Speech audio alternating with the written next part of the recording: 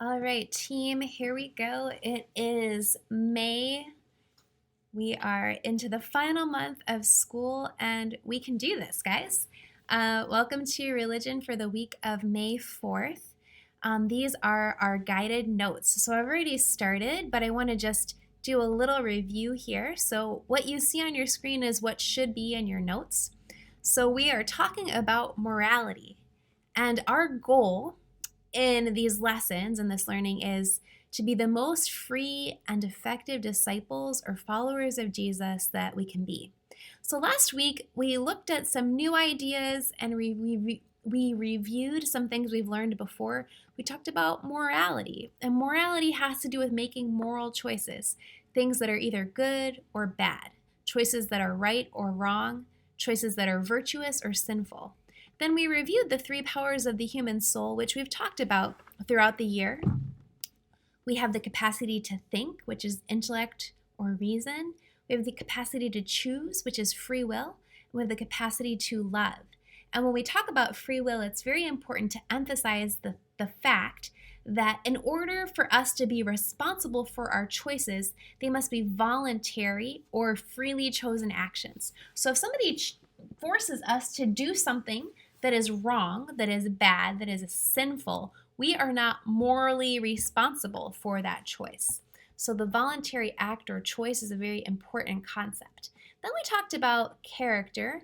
We were able to watch a clip from a speech by Dr. Martin Luther King Jr., and he highlights the fact that character is what we are known for. It's the quality of our virtuous, or our choices, hopefully, that are virtuous, and our intellect. So it's the quality of the choices that we make and the capacity that we have to use our intellect, our reason, our ability to think. So how are we known? What kind of character do we have? And then we talked about objective truth and subjective statements or truth. So objective truth is always true. It doesn't matter if I know about it or I'm aware of it. Whereas subjective truth or subjective statements are based upon my awareness or my opinion. So an objective truth is that God created me. Whether or not I believe that, that's true. A subjective truth or statement would be that the Chicago Cubs are the best baseball team in the world. Okay, so that's just a little review.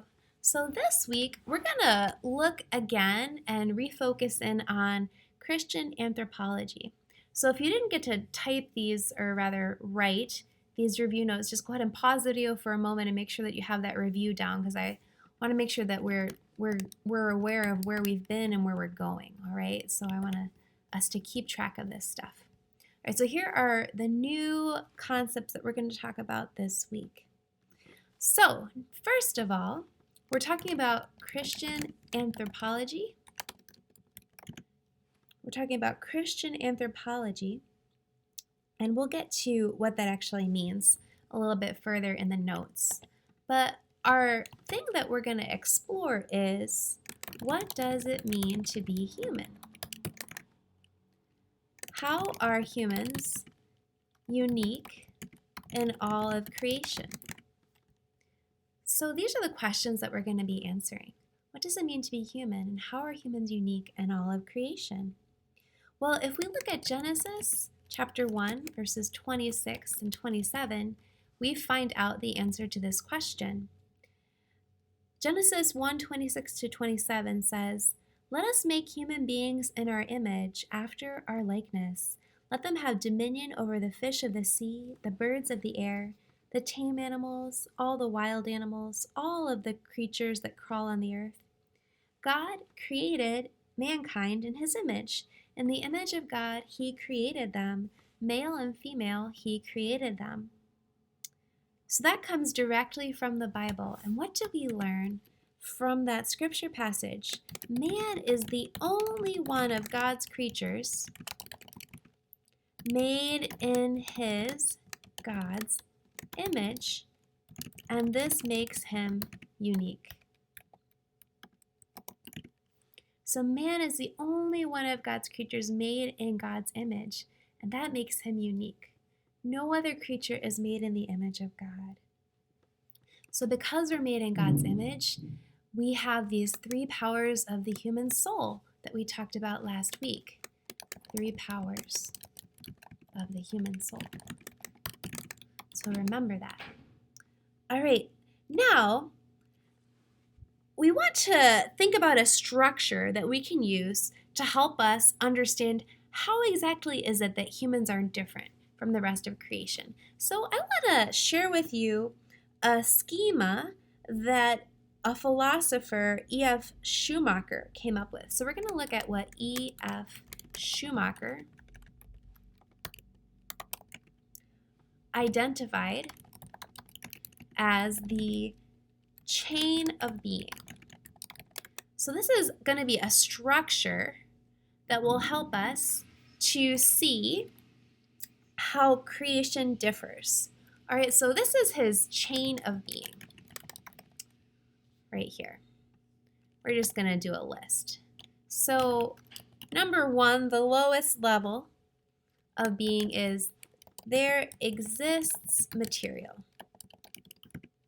All right, there exists material. Next, so this would be like a rock. All right. Next, there exists material plus life. This would be a tree. Next, there exists material plus life plus consciousness. This would be a dog. Finally, there exists material plus life plus consciousness plus self-consciousness. This would be humans. All right, so there exists material.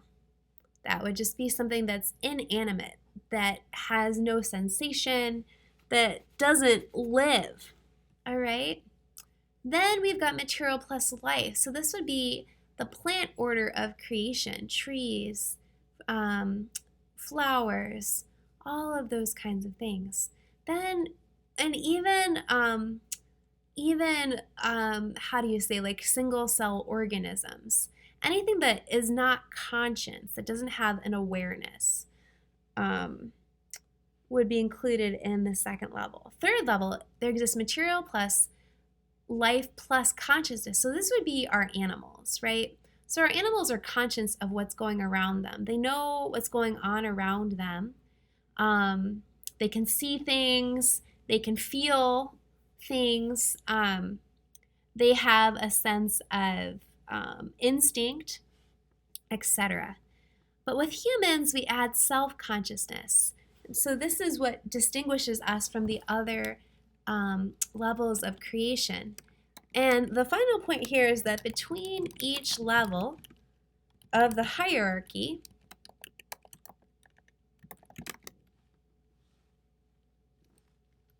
and hierarchy means an arrangement. Oh, I'm having a hard time spelling today, guys. Thank you. Or I'm sorry. An arrangement. I'm spelling really poorly. In which some things are ranked higher than others. So between each level of the hierarchy that Schumacher gives us, there is a divide. No part of creation is in multiple categories. So this is really important. A rock is never going to morph into the tree category. A dog is not going to go backwards into the tree category. Humans are not going to become a rock. All right, there's a distinguishing or separating line between these categories in this hierarchy that Schumacher gives to us. So let's talk about the difference between consciousness and self-consciousness. Basically, we're thinking about what can humans do that animals cannot do? Or are humans better than whales? Question mark. Well, In the order of creation, the answer is yes. What are some things that humans can do that animals can't do? We can use language. We can create art. We can pray. We can lay down our lives for our friends. That's what Jesus did.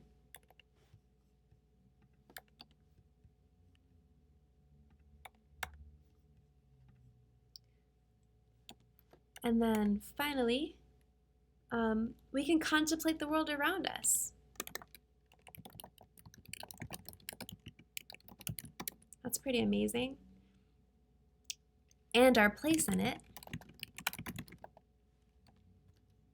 And incredibly, we can invent and argue about philosophies, including whether humans and animals are different. That's meant to be kind of funny, guys. All right, so philosophies are ways of discovering the deeper meanings of life, right? All right, so humans and animals are different. We have self-consciousness. So this list, using language, creating art, praying, laying down our lives to our friends, contemplating the world around us and our place in it, and inventing and arguing about philosophies, including whether animals and humans are even different, these are all aspects of self-consciousness or qualities of self-consciousness. All right. Now, the last thing that I want to look at with you as far as the note-taking for today is another place that we can look to help us understand this idea of the image of God. So another thinker that we want to look at is Plato. Plato is a famous Greek philosopher who lived 2,000 years before Christ, before Jesus. Interestingly enough, Plato came up with what we now call the three powers of the human soul. Plato said, or rather, Plato expressed it a little differently though. In his list, he said, people have the head, which is our reason. So I'm giving us now the term that we use and understand. The heart, which we would understand as our will or our free will. And then finally, the belly, and this would be our appetites or passions. So we think about the concept of love here. All right, so Plato came up with this way of understanding the human soul. So this is Plato's understanding of the human soul. It's pretty remarkable when you think about Plato is basically working outside of the framework of divine revelation. Plato is not reading the Bible. So he's not reading Genesis.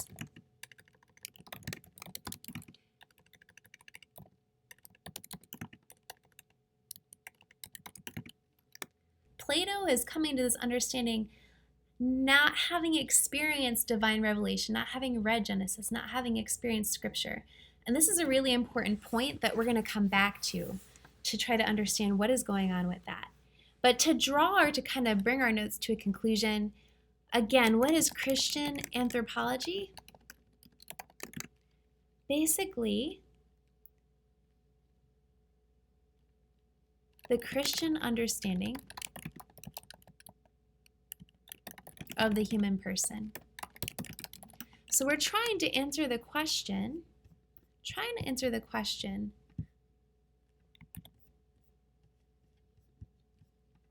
how can we be the most free and effective disciples or followers of Jesus that we can be? That's why we're exploring this. We're trying to come to a deeper understanding of what does it mean to be human? How are we different from the rest of creation? And what does that mean for us? What does it mean to be human? How are we different from the rest of the creation? And what does that mean for us? So, how can we be the most free and effective disciples or followers of Jesus that we can be? So, friends, make sure that you take these notes, go ahead and take a picture and send that to me so that I can give you credit for your work. And we will continue this conversation. I'm going to post an assignment as well for you to do prior to our class together, our Zoom class on, I believe, Thursday. All right, thanks, guys. Talk to you soon.